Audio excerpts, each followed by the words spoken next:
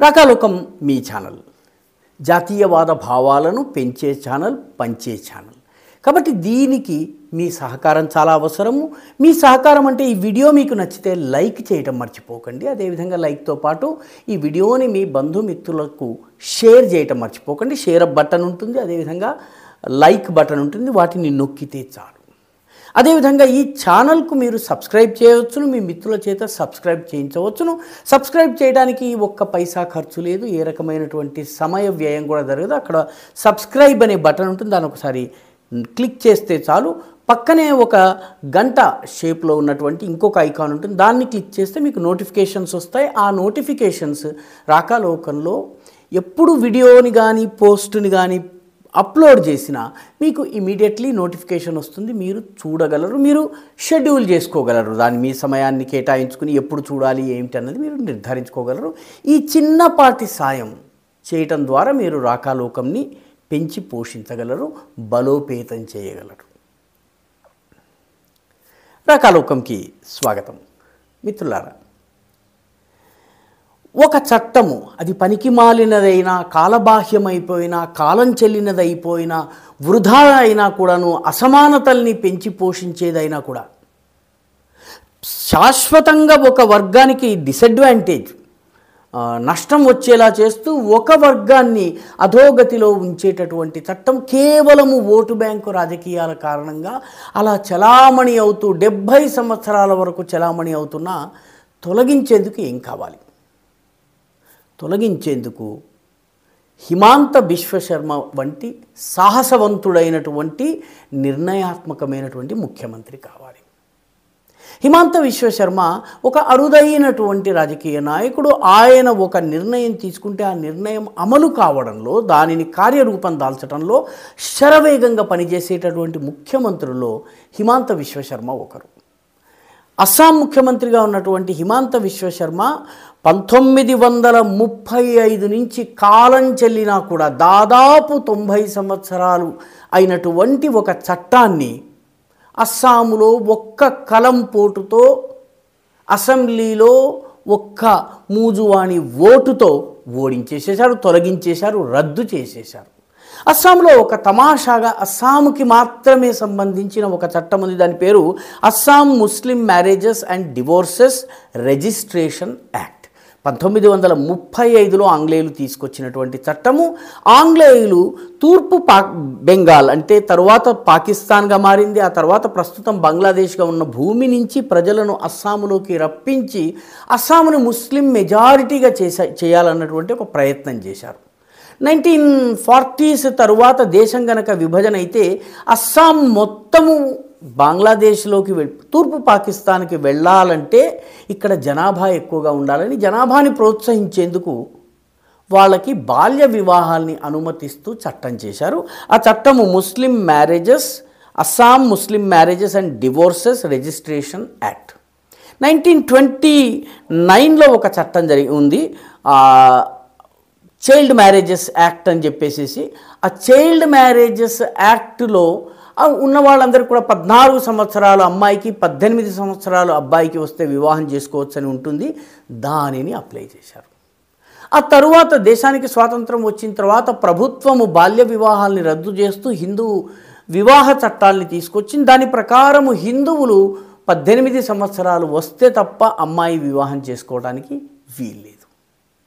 ఈ రకంగా మారింది. కానీ ఈ ముస్లిం మ్యారేజ్, ఇది child marriage restraint act of 1929 ఏదైతే ముస్లింలకు హిందువులకి ముస్లింలకి దేశ రాజ్యాంగం వచ్చేంత వరకు వర్తించిందో దానిని హిందువులకు మార్చారు, ముస్లింలకి యథాతథంగా ఉంచారు. అంటే 1929 చట్టము 1935లో దానిని ఉపయోగించి ముస్లిం వివాహాలు, విడాకులకు సంబంధించిన రిజిస్ట్రేషన్ ఏర్పాటు చేశారు. ఇది 2024 వరకు కూడా కొనసాగుతోంది. ఎవరు దీన్ని అడ్డు పెట్టలేదు, ఎక్కడ కూడా దీనికి వ్యతిరేకంగా పోరాటం జరగలేదు. ఎందుకంటే ప్రజలకు తెలియదు. ప్రజలు కూడాను నిజమేనేమో, వాళ్ళకి ఇది వర్తిస్తుందేమో అని 2006లో కాంగ్రెస్ ప్రభుత్వం ఒక చట్టం తీసుకొచ్చి prohibition of child marriages act తీసుకొచ్చి దేశమంతా వర్తింపజేసింది. అయితే దీనిని ముస్లిం సంస్థలు సవాల్ చేశాయి, మాకు ఇది వర్తించదు అని చెప్పి.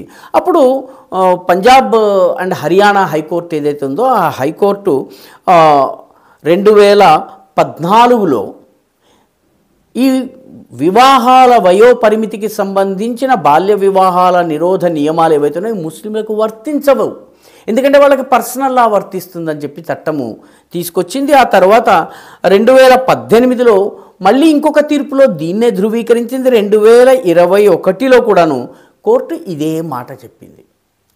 అంటే ఏదైతే బాల్య వివాహాల నిరోధం కానీ వివాహ వయోపరిమితి కానీ ఇవన్నీ హిందువులకు మాత్రమే వర్తిస్తున్నాయి, ముస్లింలకు వర్తించడం దేశవ్యాప్తంగా.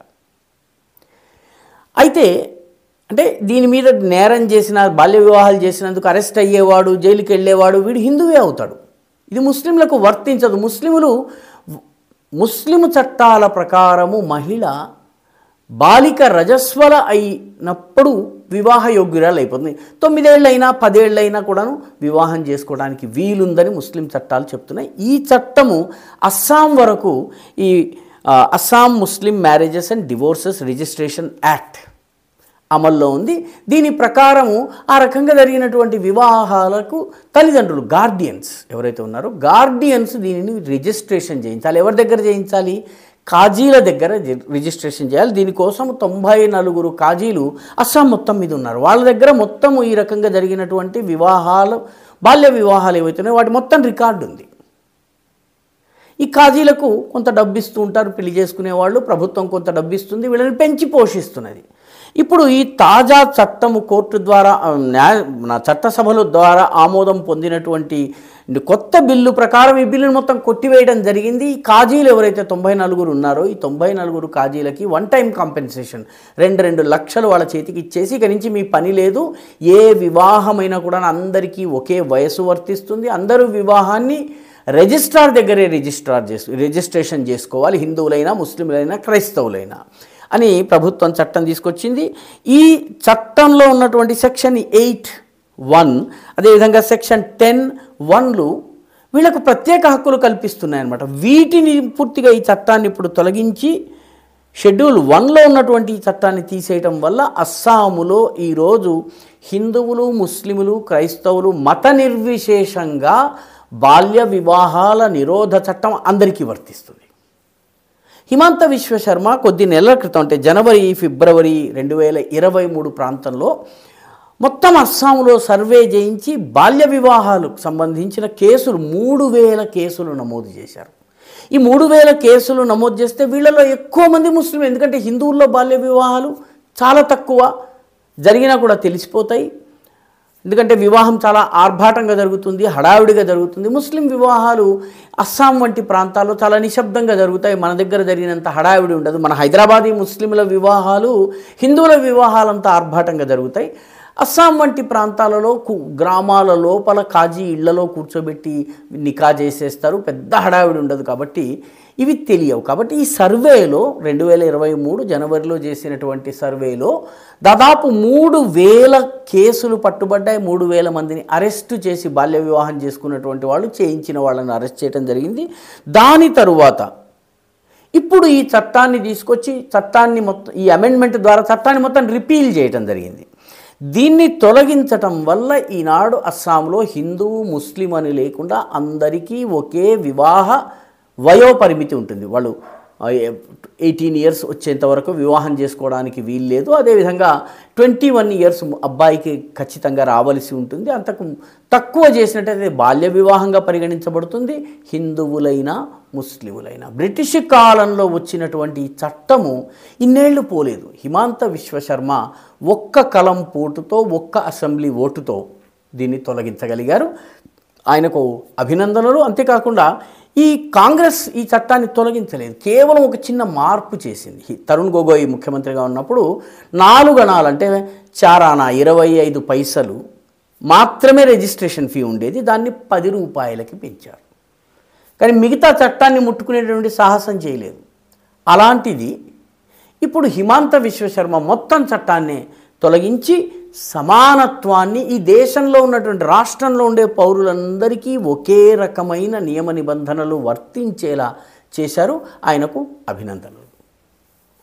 ఈ వీడియో మీకు నచ్చినట్టయితే లైక్ చేయండి, షేర్ చేయండి, ఈ ఛానల్కు సబ్స్క్రైబ్ చేయండి. మీ అభిప్రాయాన్ని కమెంట్ల రూపంలో తప్పనిసరిగా పంపించండి.